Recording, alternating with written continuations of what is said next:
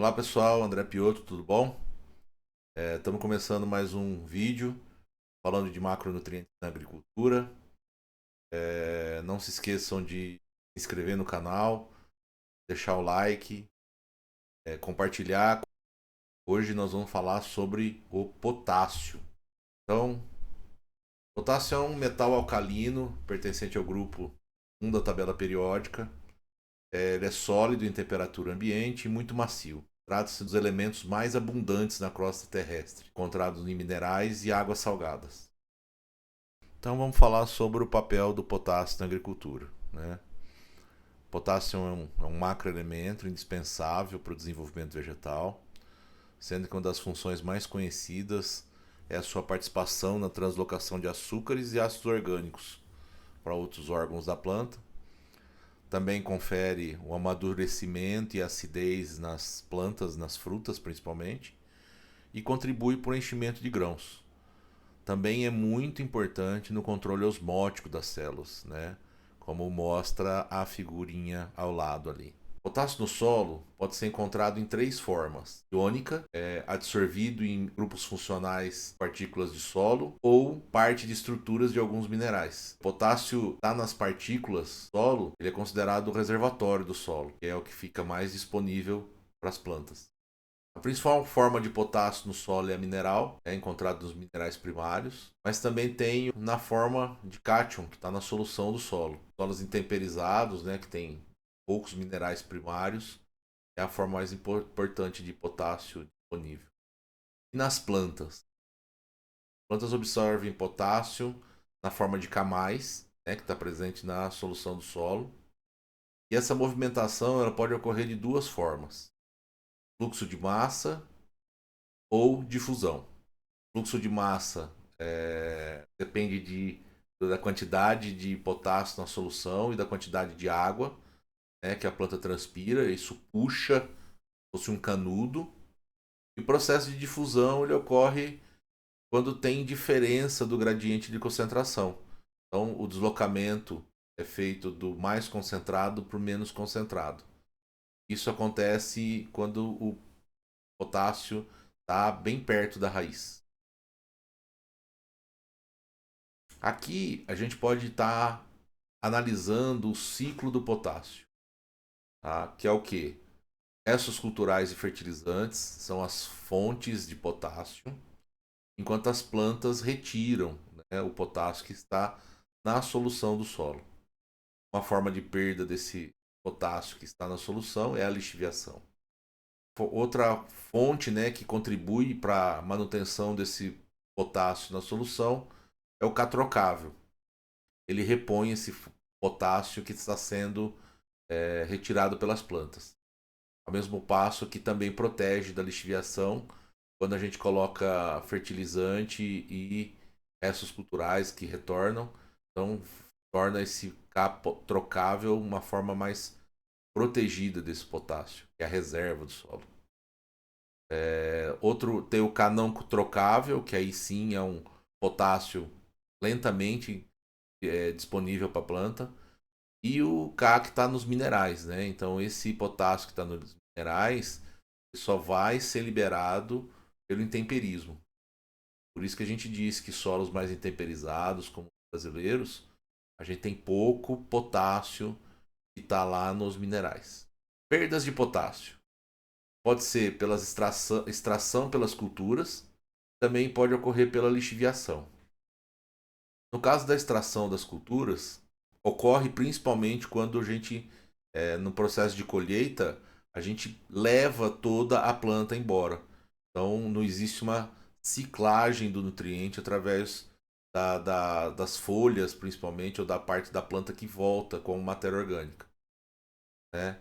Então, ele é muito parecida com a quantidade de nitrogênio que é extraído da solo, mas é de 2 a 3 vezes maior que a do fósforo. No caso da lixiviação, vai ocorrer quando o nutriente estiver ligado a um cloro ou a um nitrato para ser lixiviado. Vai depender também da textura do solo, da capacidade de troca catiônica, regime hídrico e da solubilidade do fertilizante. Então só lembrando aí, ó, capacidade de troca catiônica. A gente vai estar falando mais sobre esse assunto no vídeo sobre análise de solo, tá? No futuro a gente vai estar fazendo. Então o problema da lixiviação pode ocorrer tanto por causa das características físico-químicas desse nutriente, como também por causa das práticas, né? Então é importante para a gente manejar essa adubação potássica ter boas práticas para reduzir a ocorrência da lixiviação. Então, uma boa escolha do fertilizante, tenha uma liberação gradual, seja livre de cloro. Lembra lá que o cloro e o nitrato ajudam na lixiviação do potássio. E técnicas de compostagem, que ajudam no aumento da matéria orgânica. E a hora da irrigação. Então, o manejo de irrigação e uma boa correção do solo. Só lembrando aí, moçada, irrigar não é jogar água. Irrigação tem toda uma técnica, precisa estar atento para poder fazer um uso correto da água. A gente diminui a lixiviação de potássio usando essas técnicas, fazendo com que o uso desse nutriente seja mais eficiente. Fontes de potássio. Dentre as fontes mais utilizadas, nós temos o cloreto de potássio, sulfato de potássio e nitrato de potássio. O sulfato e o nitrato, além de ter o K2O presente, também tem enxofre, né, o sulfato, e no caso do nitrato, o 12% de N também na forma nítrica. Já o cloreto de potássio é basicamente K2O, 60%, e o restante é cloro. Então, como é que a gente previne essas perdas, né, da lixiviação e todos os processos lá que a gente conversou? Incrementar a quantidade da matéria orgânica é uma opção bastante interessante. Você vai estar trabalhando com o solo, você vai estar aumentando a capacidade de troca do solo. Com isso você tem uma maior retenção do íon potássio. Correção do solo, né, como eu já falei em outros vídeos, né, do nitrogênio e do fósforo, como é importante a gente trabalhar essa questão de calagem. Escolha adequada do fertilizante, né, se for possível, ter o fertilizante de uma forma de uma liberação mais lenta. E quando não for possível, quando a disponibilidade ou até mesmo o custo for propício o uso de potássios mais solúveis, como o cloreto, usada do artimanha do parcelamento, principalmente em culturas perenes, que tem uma alta demanda desse nutriente, e aí você faz o parcelamento dele para evitar perdas e aumentar a eficiência.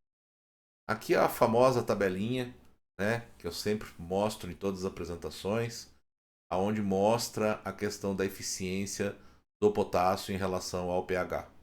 Então vocês veem aí, ó, pH 4,5, potássio 30%, 5, 35, 5,5, 70. A partir de 6, o potássio chega a 90% de aproveitamento. Né? E acima de 6,5, 7, 100. Então, vejam que a maioria dos nutrientes importantes para a agricultura, eles aumentam disponibilidade com o aumento do pH, com exceção de ferro, cobre, manganês e zinco, que reduzem. Então, o ponto de equilíbrio onde eu tenho a maior disponibilidade desses nutrientes para a planta é entre 6,5 e 7. E aí, nessa faixa de pH, também tem uma quantidade pequena de alumínio tóxico para a planta. Então, eu consigo ter uma maior produtividade dessa forma. Então, pessoal, a gente encerra agora os 3 vídeos com os macronutrientes primários. Né? Então, obrigado por ter assistido novamente. Se inscreva, dá o joinha, compartilha. Temos ali o nosso canal no YouTube, que provavelmente é onde você está assistindo. Mas também temos o nosso site, onde tem lá bastante informações interessantes para você compartilhar. Caso você tenha interesse em algum material, apresentação, alguma coisa, entra lá no site. Lá tem um link para você estar entrando em contato e posso mandar para você um material, né, exclusivo e dedicado para você. Beleza, moçada? Fiquem com Deus.